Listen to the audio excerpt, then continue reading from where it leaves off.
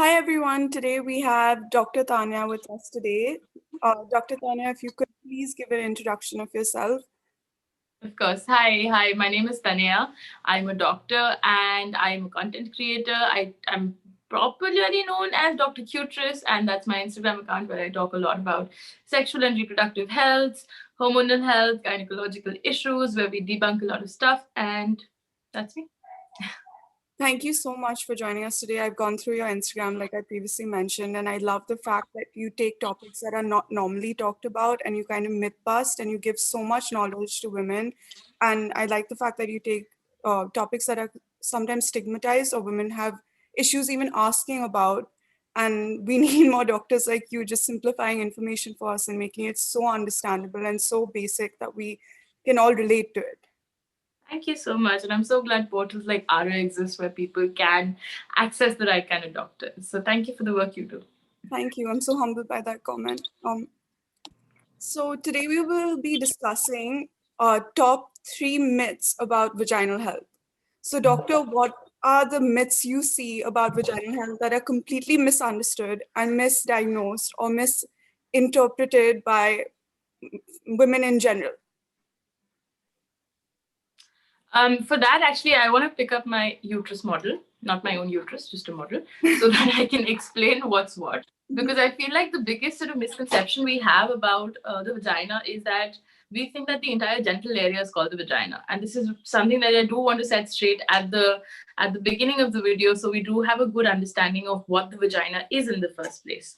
So the thing we see on the outside, the little triangle between the legs, that's called the vulva. That's the part that's visible to us. And the canal on the inside, this bit, this is called the vagina. Okay. The rest of this is the uterus. This is where the baby sort of lives. Mhm. This is the cervix. This is the cervix. This is kind of like the bouncer outside the uterus that decides what gets in and what doesn't. These are the fallopian tubes, which are like the corridors that help carry the eggs from the ovaries into the uterus. So if this becomes a baby, it goes and plants inside here.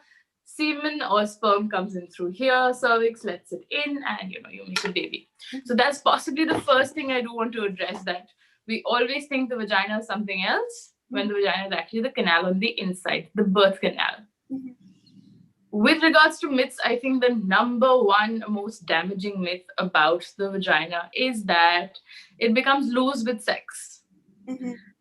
Um, that's absolutely untrue, and I'm going to use my I'm going to use my iPad cover to explain why that's untrue.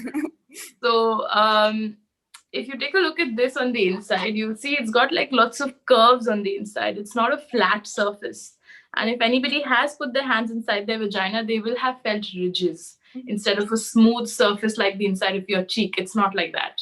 And the reason why that is there is because the vagina is a very elastic organ, which means it expands or contracts depending on the need. Just like my iPad cover, it's got lots of folds on it, which means that if I fold it up like this, you think that my iPad cover is only this big. But Right. because of the folds, if you start to expand it, you see it's actually much larger. And that's how the vagina is elastic in that way, because it has to deliver a 10 centimeter baby's head through there, Yeah. which is quite large. um, that's why I think we need to sort of get over the myth that the vagina becomes loose from sex. The penis is tiny, in comparison with the baby head. So it's not like it will become loose. It will expand and go back to the same size. The only thing that can permanently alter the size and shape of your vagina is childbirth. But not necessarily for everybody. You can also do some exercises that can help change that. You can have a good nutrition profile that can help change that. But yeah, this is possibly the only way you can actually alter your vagina. I think that was the best explanation of how a vagina is expandable I've ever gotten, and it's so Thanks. to understand. Thank you for that. I'm glad to hear. Thank you. So this was the number one myth, which is the size. The second myth is about cleaning your vagina or keeping your vagina clean. And I think this is very much a marketing gimmick. You don't need to put anything inside the vagina at all to keep it clean. The vulva, yes, you can use an intimate hygiene wash if that's what you're thinking of. They usually have a mild composition, and that's what you want. You don't want it to have a lot of glitter, a lot of fragrance, a lot of colored, a lot of colors. So these are things you probably want to avoid Mhm. even when washing your vulva. But with the vagina, once again, which is the internal canal, Mhm. you don't put anything inside there, not even water. So a lot of people, after going to the toilet, tend to flush their vagina out with water, which doesn't make any sense because the vagina is separate from the pee hole. We Mhm. have a separate hole from which pee comes out. So Yes. washing your vagina does absolutely nothing. It's like washing the inside of your butt after peeing. It's the same equivalent of doing that. Yeah. So the reason why I'm so sort of stringent on the fact that one mustn't wash inside their vagina is because our vagina has its own natural army. And this natural army is an army of good bacteria that prevent any bad bacteria from growing inside there. If you wash it, you're washing away all the good bacteria, which means the bad bacteria are going to come in and bomb all over your vagina. So you probably don't want that. And that is why it's not something that should be done. So just to understand again, if you wash the inside, you're actually leading yourself to getting more infections, if at all. Absolutely. That is very well Okay, thank you. summarized. Thank you for teaching me that because I absolutely did not know that. I thought pH balance intimate cleansers are supposed to be used everywhere. And thank you so much for teaching me that. That's a common myth, and like we get a lot of patients that come in with something called bacterial vaginosis, which is a condition in which all the good bacteria in your vagina are gone, or they come in with a lot of fungal infections, which is when all the good bacteria are gone and fungus starts growing inside, simply because ads never specify that it's just the triangle on the outside that you wash, nothing on the inside.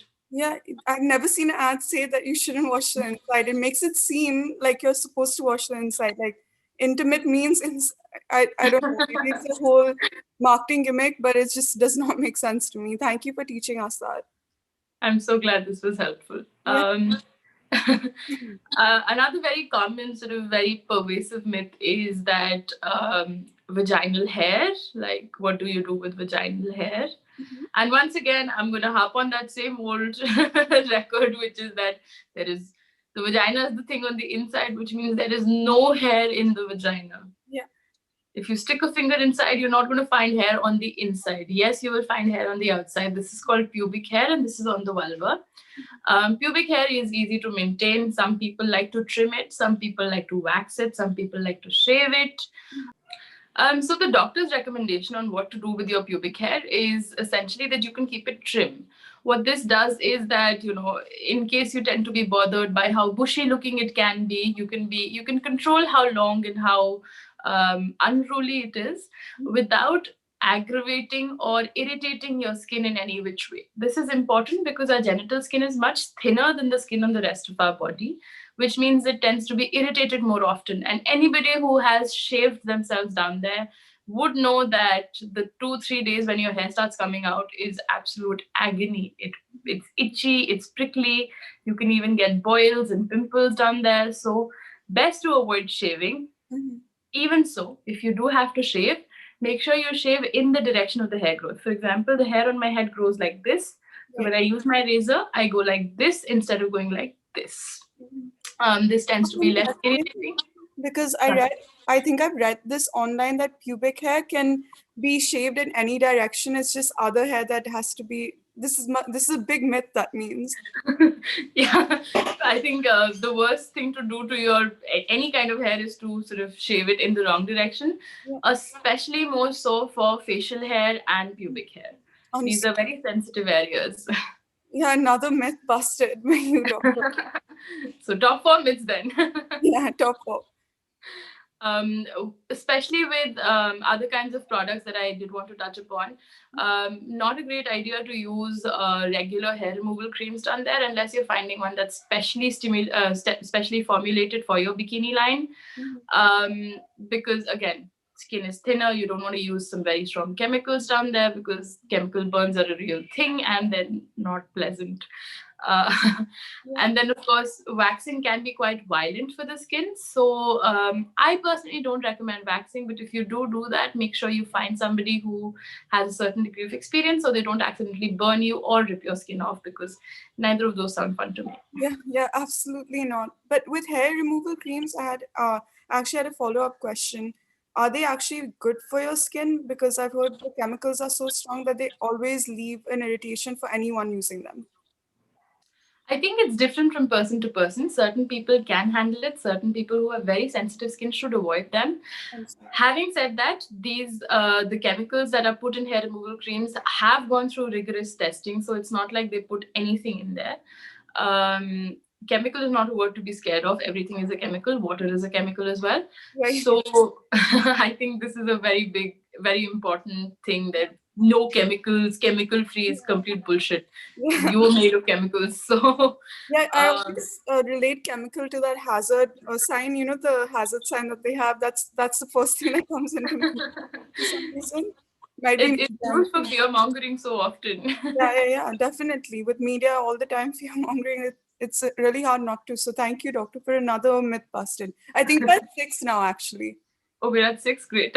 Yeah, So double the myths for the price of one. yeah. We got lucky today. So yeah, chemicals, the chemicals in hair removal creams are not something necessarily to be afraid of because they do have to go through very rigorous testing to be approved to be used in the first place. But once again, certain people can be more sensitive. So if you do feel like your skin tends to react, I, for example, tend to have a very bad redness or inflammy sort of look on my skin after using a hair removal cream. So I avoid them. But if they work for you, go for it. Just don't use them on your bikini line unless they're specially formulated for pubes. Understood. Doctor, I actually have another follow-up question just to vaginal health, if I can ask you. Sure. Uh, there's all this talk about these natural things helping in UTI, such as cranberry juice. Is this something that's a myth or this is something that's true? There's actually, sadly, there's very limited evidence to support the fact that cranberry juice does anything. Okay, Unless you're using the active extract from cranberries, which you have to chemically synthesize in the lab, okay, guzzling down vodka cranberries is not going to do anything. okay. Thank you for that because it's something that my friends talk about all the time or I read all the time, but that's it's very helpful to know that that's a myth because I I mean, think the best. there's so many products coming out right now, natural UTI cleansers, and I think it's very important for people to know that you still have to go to a doctor and you still have to get the medication. And I've heard that UTIs can get very bad. They lead to one of my friends had a back issue because of a bad UTI. Absolutely. The way the UTIs work is that they start at your pee hole, which is your urethra. Then they can climb up into your bladder, which is the place where you store your pee. Then they can climb up into your ureters, which is the connection between your kidney and your bladder. And then they can even go inside your kidney. So they can be fatal. It's not something that should be ignored. People with a severe case of UTI can have seizures. So it's not worth your time to rely on supplements instead of going to a doctor. Yeah, Another buzzword that I do want to touch upon since we're on this is natural. yeah, Um, Arsenic is natural, but that doesn't mean I eat it. yeah, There's natural doesn't necessarily mean the best for you. Typhoons are natural, tornadoes are natural. yeah, It's a buzzword that's used for fear mongering, just the same yeah. way as chemicals is. Mhm. So this is something to be very careful around. Yeah, thank you for informing us on that because now everything like gluten free, natural, know your source, straight from farm, these are all such buzzwords, but we don't really know the meaning of them, and neither do we understand the composition of where the source actually is coming from. Like you said, it could be arsenic as well, which is natural, Exactly. but it can be so harmful to us. Is there any way we can protect ourselves and be more knowledgeable, or do you recommend always consulting with your doctor whenever you're trying something new? I think it's very difficult to always consult with your doctor because, I mean, let's be honest, doctors don't have that sort of time to Yes, sit through a consultation like that. of And course. if you ask them about 50,000 questions, they get pissed off, which is unfair, but that happens. So it depends on what you're trying. I think the internet can be a very helpful place, provided you know the right places to go to for information. YouTube is not a very reliable source, Instagram is not a very reliable source. There's some very good health websites like Healthline that can help you look at what you're using or consuming. Livestrong is another good website. Mhm. So look at the right resources. See if the website is well made. See if it looks dodgy or not. See if it's a blog post, because these are the worst. WordPress has some of the worst myths on the internet that are available there. Yeah, So I think it's best to sort of do a little bit of research on your own and see if you can find somebody who has the right information or knowledge. You can find some really good experts on social media as well, right. and just consult them before, have a look through their content or have a little bit of a read before you introduce anything new in your body. Absolutely. I think I'm going to be a little bit more careful reading the word natural and not be so afraid of the word chemical. Yay! Thank you so much, Doctor, for having this conversation with us. Is there anything else you would like to add for just our viewers to just be informed about their health? um I think I have given out the most important things that I had to give out. Wash your hands, wear a mask, stay safe. That's all. Thank you, Doctor. This has been such an exciting talk, and I think I've gained so much knowledge. I'm so happy to hear that. Thank you so much for having me, Malika.